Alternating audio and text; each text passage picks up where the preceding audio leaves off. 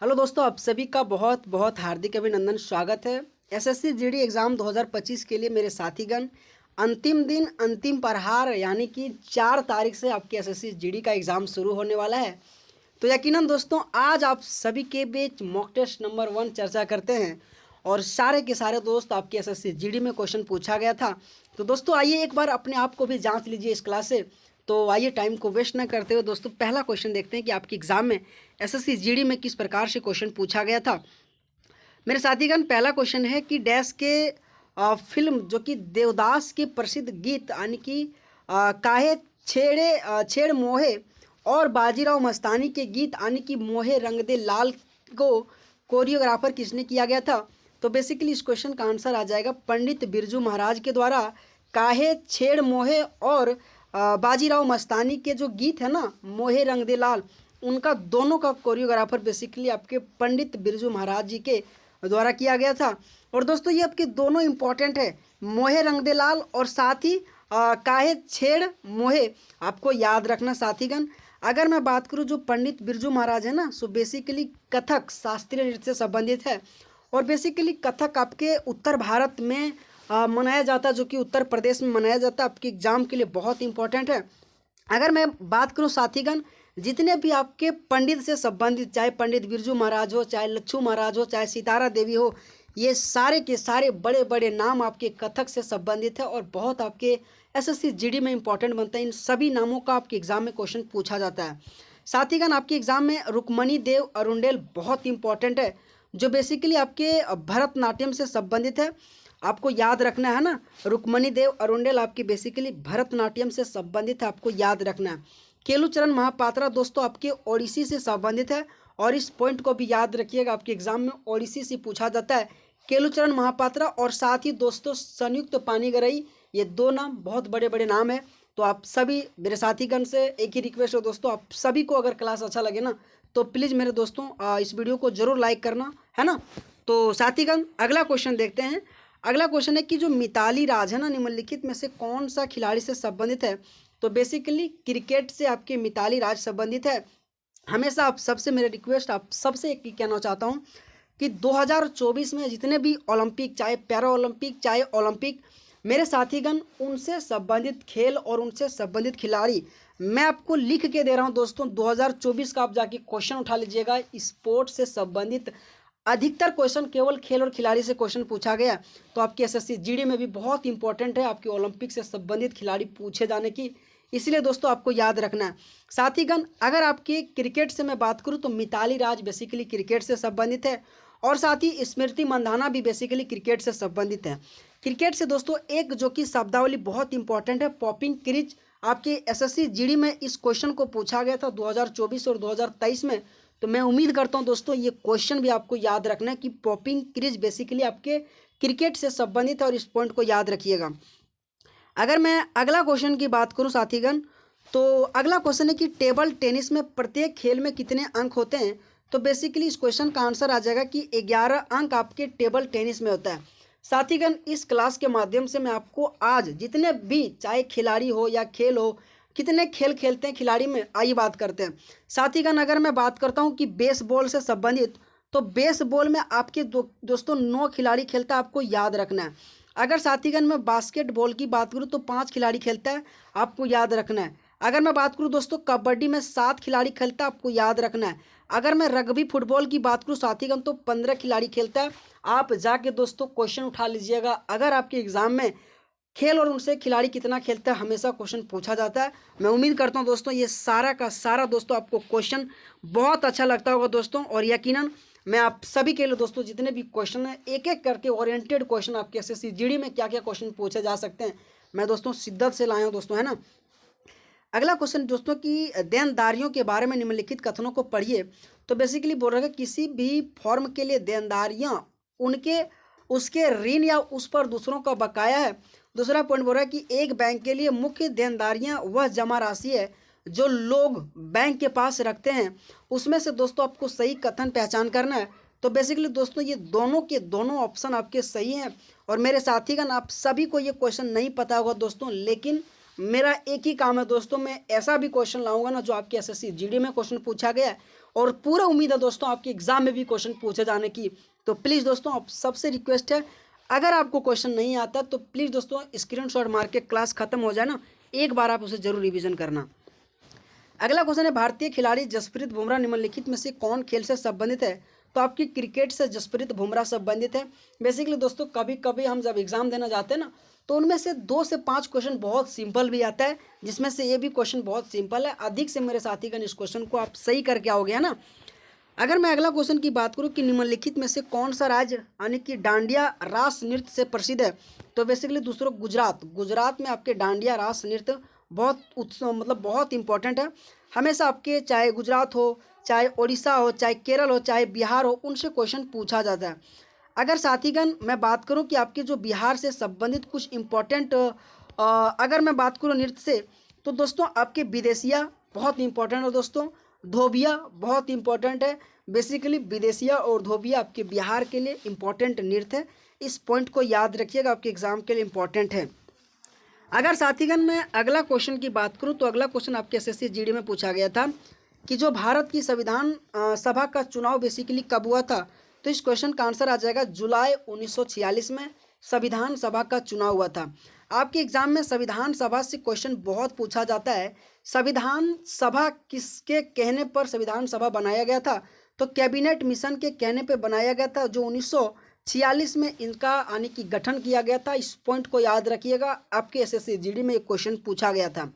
मेरे साथीगण अगर मैं बात करूं संविधान सभा जब बनाया गया कैबिनेट मिशन के कहने पर, तो कैबिनेट मिशन में एक बात कहा था जो आपके एसएससी जीडी में एक क्वेश्चन पूछा गया था कि एक व्यक्ति का जो प्रतिनिधित्व होगा ना, सो 10 लाख व्यक्ति के बराबर होगा।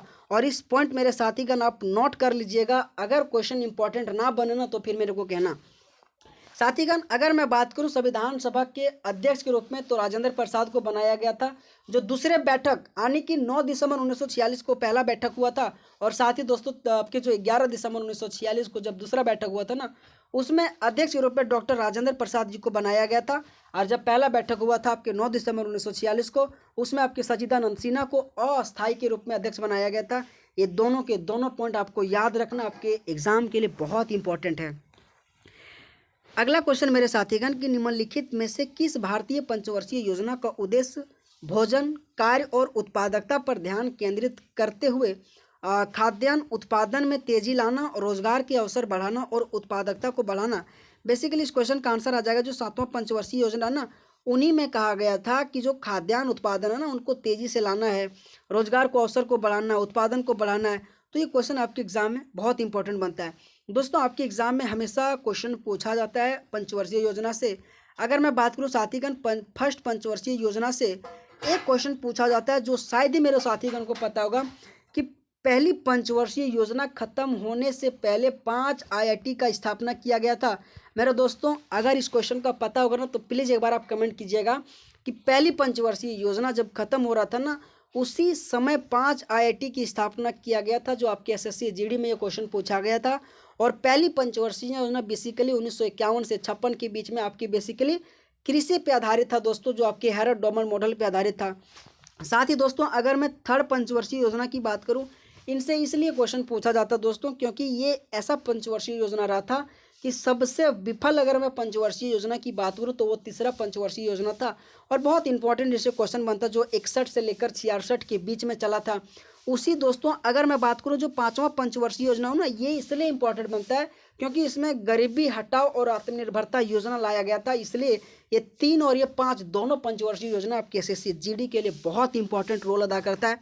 तो मेरे साथीगण आप सबको क्लास कैसा लग रहा है मेरे दोस्तों? आप सभी के लिए पीपीटी के अलावा दोस्तों जो भी मैं इंफॉर्मेशन दे रहा हूँ दोस्तों, केवल और केवल आप शिद्दत से सुनना दोस्तों। हर एक पॉइंट आपकी एसएससी जीडी लिए ओरिएंटेड है ना। तो प्लीज़ मेरे दोस्तों इस वीडियो को लाइक करना और हो सके तो चैनल को भी जरूर सब्सक्राइब करना। अगला क्वेश्चन है किस भारतीय ने एक ही वर्ष में 2 ऑस्कर जीता है? मेरे साथीगण AR रहमान ने आपके 2 वर्ष में ऑस्कर जीता था। अगर मैं साथीगण आपके एग्जाम में हमेशा क्वेश्चन पूछा जाता है कि गुलजार, रसूल पेट्टी पुकटी और AR रहमान, इन तीनों को आपकी अगर मैं बात करूँ ऑस्कर तो बेसिकली 2009 में दिया गया था। इसको याद रखिएगा दोस्तों, बहुत इंपॉर्टेंट ये क्वेश्चन बनता है। AR रहमान को, गुलजार को, रसूल पुकटी को इन तीनों को दोस्तों आपके 2009 में ऑस्कर से सम्मानित किया गया था। आपके एसएससी जीडी में ये क्वेश्चन पूछा गया था। अगर मैं अगला क्वेश्चन की बात करूं साथीगण कि 1919 के रॉलेट एक्ट ने ब्रिटिश औपनिवेशिक सरकार को भारतीय को बिना मुकदमा चलाए गिरफ्तार करने और हिरासत में लाने की शक्ति प्रदान करनी, उसी समय भारत के ब्रिटिश वायसराय निम्नलिखित में से कौन था? तो बेसिकली दोस्तों इस क्वेश्चन का आंसर जाएगा लॉर्ड जेम्सफोर्ड। और दोस्तों ये आपके एग्जाम में कई बार पूछा जाता है कि जब जलियांवाला बाग हत्याकांड हुआ तो उस समय आपके गवर्नर जनरल कौन थे? तो लॉर्ड जेम्सफोर्ड आपके एग्जाम के लिए लॉर्ड जेम्सफोर्ड बहुत इंपॉर्टेंट है, आपको याद रखना है। उसी तरह से मेरे साथीगण लॉर्ड डलहौजी भी आपके एग्जाम के लिए बहुत इंपॉर्टेंट है। लॉर्ड डलहौजी बेसिकली 1848 से लेकर 1856 के बीच में कार्यकाल किया था।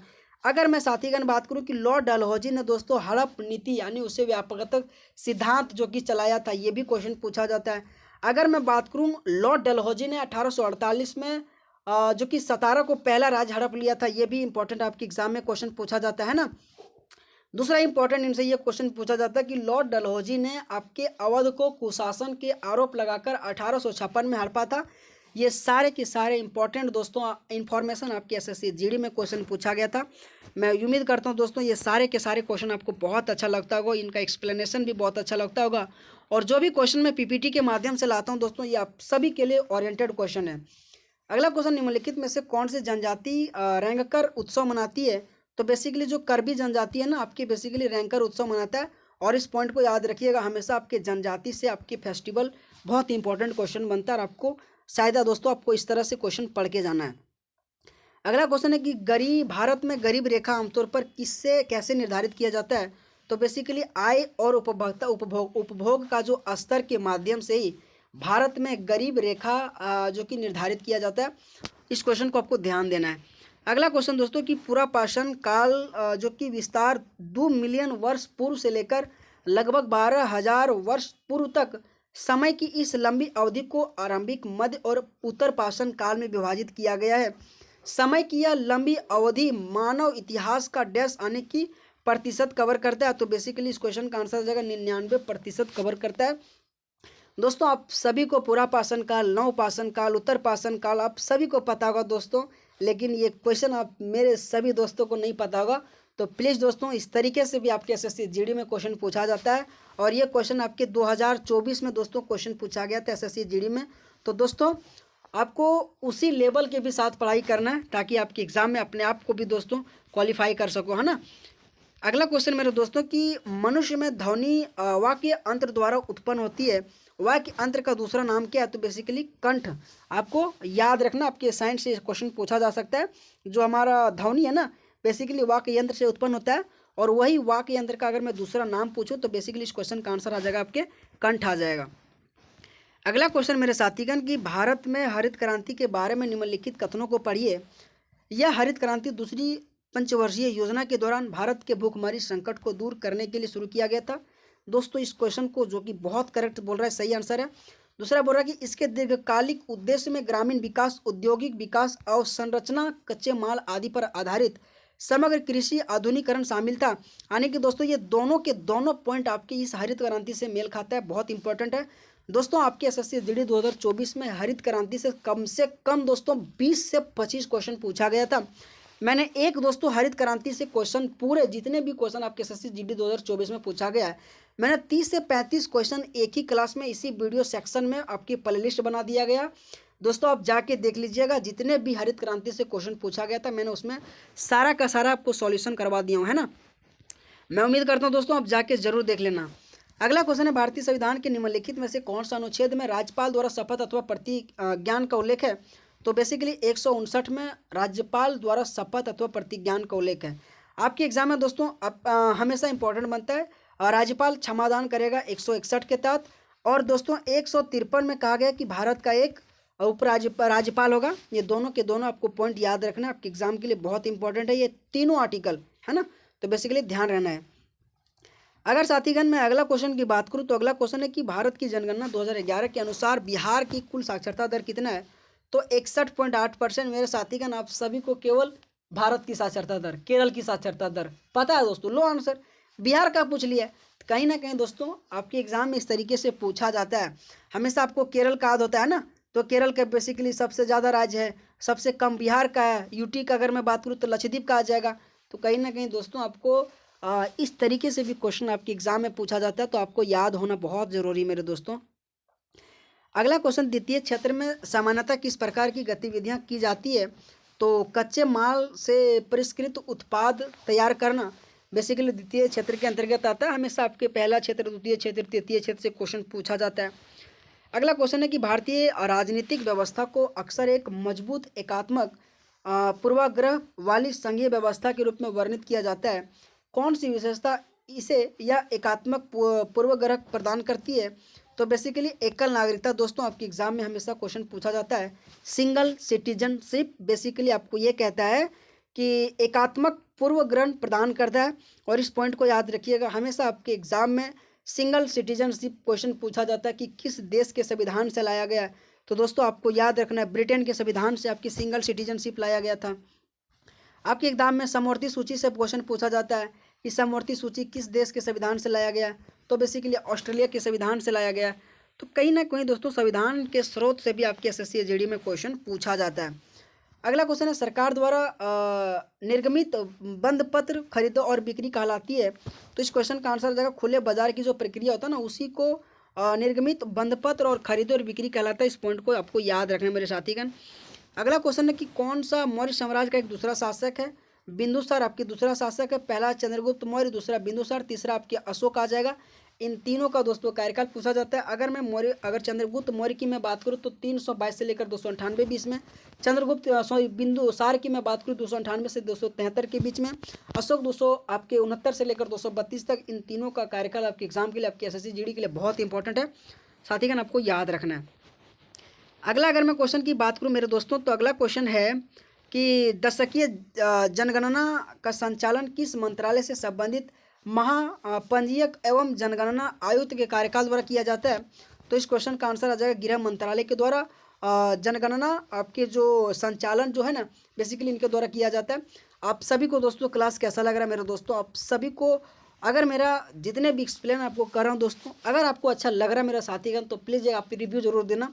और अगर केवल और केवल आपको क्वेश्चन प्रैक्टिस करना दोस्तों, अभी भी अगर डेली का डेली 100 क्वेश्चन, तो दोस्तों उसको भी आप कमेंट कीजिएगा। मैं आपके दोनों का काम करने के लिए तैयार हूँ, है ना। अगला क्वेश्चन मेरे साथीगण की निम्नलिखित में से किस त्यौहार का संबंध पारंपरिक रूप से जल्लीकट्टू है?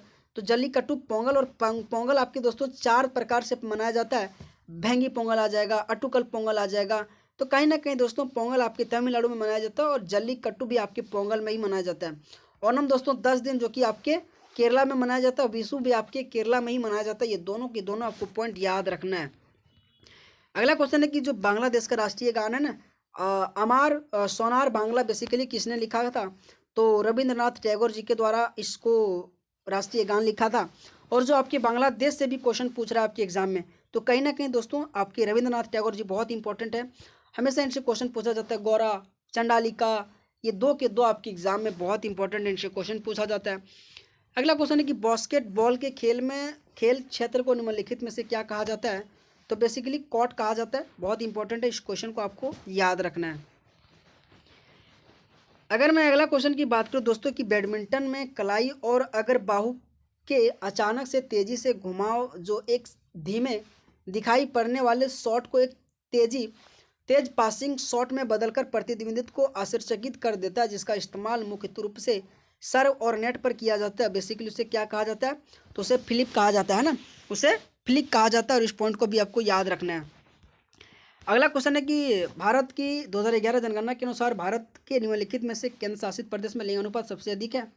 तो पुदुचेरी है जिसमें से लिंगानुपात सबसे अधिक है। हमेशा आपके यूटी से क्वेश्चन पूछा जाता है। साक्षरता में यूटी आपके लक्षद्वीप आ जाएगा। अगर मैं बात करूँ कि यूटी में लिंगानुपात सबसे अधिक, तो आपके पुदुचेरी आ जाएगा।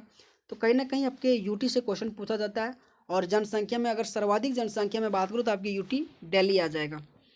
अगला क्वेश्चन है कि भारत के तमिलनाडु राज्य जो कि कलाकारों और उनकी उपलब्धियों के लिए सम्मानित करने वाले सर्वोच्च नागरिक पुरस्कार किसे दिया गया था? तो बेसिकली कैमलिन को दिया गया था। और बहुत इंपॉर्टेंट बनता है आपके भरतनाट्यम से तमिलनाडु से क्वेश्चन बार बार पूछा जाता है ना, जो आपके कैमलिन आ जाएगा। साथ ही दोस्तों आपके रुक्मणी देवरंडोल आ जाएगा। अगर मैं बात करूँ तो बहुत इंपॉर्टेंट नाम आपके तमिलनाडु से क्वेश्चन पूछा जाता है। अगला क्वेश्चन है कि डैश क्रांति के कारण भारत खाद्यान्न के मामले में आत्मनिर्भरता बन गया और इसके केंद्रीय भंडार से में पर्याप्त भंडार मौजूद था, यहाँ तक कि समय पर भारत खाद्यान्न निर्यात करने की स्थिति में था। तो बेसिकली हरित क्रांति के ही माध्यम से दोस्तों बहुत हमारे बदलाव आया, जो बेसिकली गेहूँ पर ही निर्भर था दोस्तों, है ना। कई बार आपके एग्जाम में पूछा जाता है कि हरित क्रांति कब आया था, तो 1965 में आया था। अगर मैं बात करूँ हरित क्रांति के भारत में जनक, तो बेसिकली आपकी स्वामीनाथन जी आ जाएगा। अब इसमें बात करूँ तो आपके नॉर्मन बोरलॉग आ जाएगा। हमेशा इनसे क्वेश्चन पूछा जाता है दोस्तों।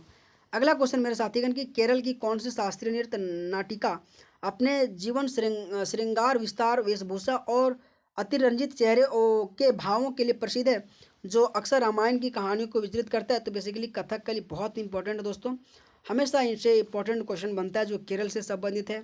भरतनाट्यम आपके तमिलनाडु से, कथक आपके, कथक से दोस्तों एक क्वेश्चन पूछा जाता है कि उत्तर भारत का कौन शास्त्रीय नृत्य है, तो आपको बेसिकली कथक आंसर मारना है।